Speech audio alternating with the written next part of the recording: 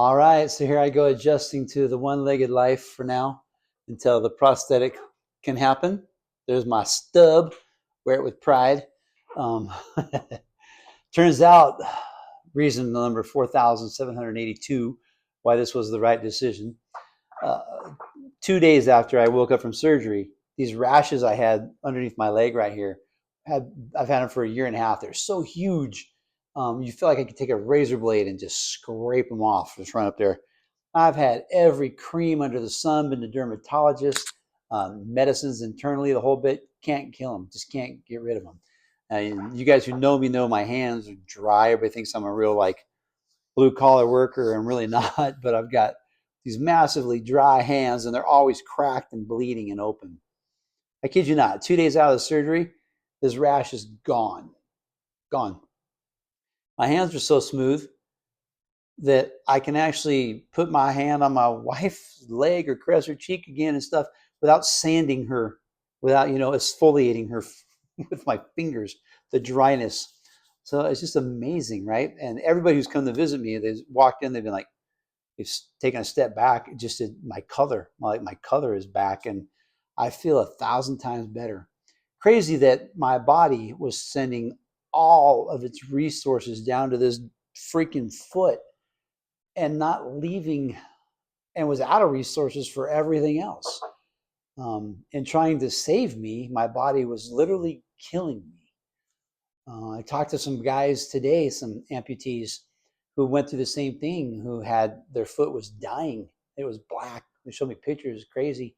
And in the process of the body trying to heal this foot, one of them got an organ failure and some other crazy stuff, just because your body is just in massive self-defense mode, going for it, and then it takes all of the resources. And I didn't even think about this, but yeah, 2 days after the leg's cut off, my skin's clear, my face is, my color's back, my hands are good, and everything feels like it's working so much better. I'm just full of energy. It's pretty amazing.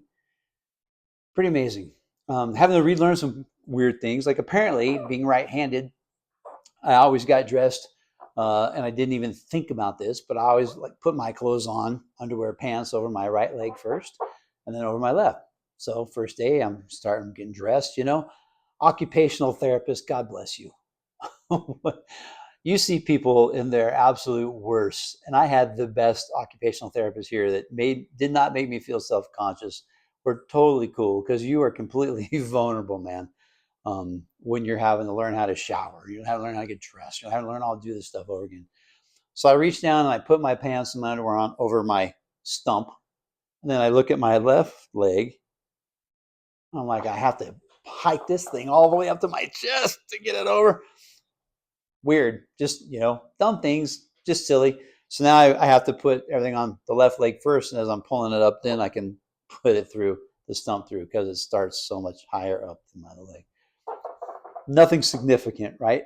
But just one of the things in the hundreds that I'm having to relearn that I never thought twice about. I guess I just took for granted. First day here, I was just crushing the timelines and stuff, and they're like, "Damn, you're strong, great, blah blah blah." Pardon me. And so I got my VIP bracelet, which means I'm not bedridden and I can get up on my own and I can walk the halls or roll the halls or whatever, and I can be out and about. And so that was Friday night, and Saturday, full day of therapy. And I'm just, working hard, man, smashing it, just working as hard as I can. And Sunday, was it Sunday? Sunday night, I had guests over, and no, I'm sorry, it was Saturday night. Saturday night, after I got done all working out and stuff and everything, had a full day and a half of doing all this. I go to the bathroom. I go in there with my walker.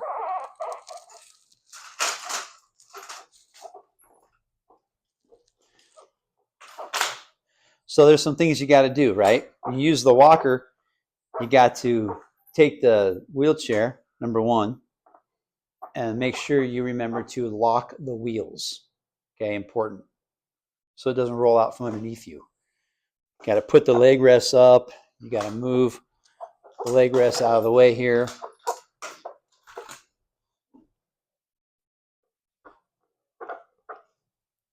If I can find it. Yeah, there it is.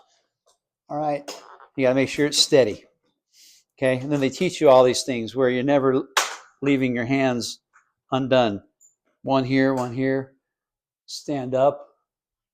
And let me adjust that height.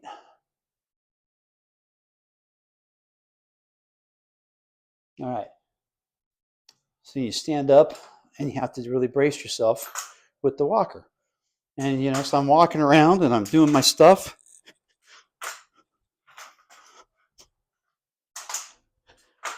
And I'm getting around. I go in the bathroom. What the freak?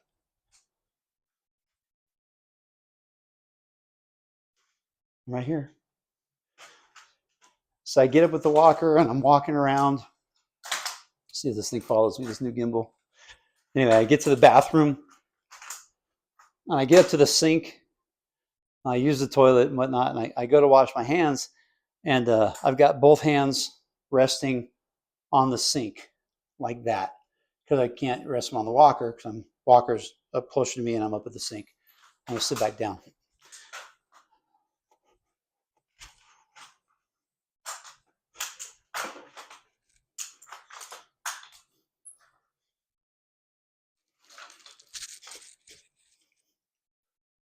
Okay. So I'm leaning on the sink like this, and I'm to balance myself because I'm on one leg and I'm brushing my teeth, and I'm getting a little tired. My legs have just been sore, hopping around on one leg all day and doing all the squats and all the stuff we're doing to build this thing up. I just got tired. So I reach over for the shower chair. When I do that, my one arm on the sink, and it's a porcelain sink and it's wet and it slips. And I go freaking down. And it's amazing that 55 years of life, you have like a contingency plan for most everything, right? Like you ever drop something in the kitchen and you bobble it and it's falling on the ground, and you kick it with your foot, right? To keep it from hitting the ground and you catch it. There's all these things you do instinctively that you don't even realize you're capable of just because it's just part of life. You've been doing it for so long, you've got it wired. And so in the back of your head, you've got all these ways that you can react, that you do react without even, having to think about it. And this dawned on me, this happened as I'm going down. I had like this, it was a millisecond, right? But like a complete white blank hit me, this white blank. And I'm like, I have no contingency plan for this. I don't know how to stop this from happening. I don't have another foot. And it just dawned on me for the first time. I don't ever remember realizing or having that kind of a moment. I'm going down and there's no stopping it. Bam! Hit my ribs on the toilet, went down and hit my stub on something. I'm not sure. I think when I went down, it went up and it hit the bottom of the sink. And it was like 12:30 at night, so it was really quiet around here. So everybody heard me thump. Man, they come running in here like it was a 5-alarm fire. And I'm sitting on the floor with a mouthful of toothpaste. Oh, this is embarrassing.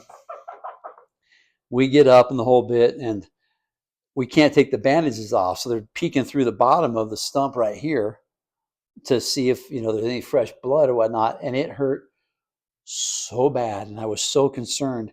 Had some pain right here on this end of it, but which is where the stitches are. So when they take the skin, they flap it up and they stitch it and staple it all around here. And I am worried, right? And so I don't really take the pain meds. I just do everything I can to stay away from that shit. But I had to take them, and I had 2 doses plus the Tylenol plus the Advil and everything. And I couldn't sleep, man. 5:30 in the morning, I was still in so much pain. I was like begging to be shot. It hurt so bad. Anyway, next day, the pain really went away from the stub, thank goodness, and it's more on the shin. And I got a monkey bump I can feel through the bandages here. This flipping huge monkey bump. So I got this massive bump here.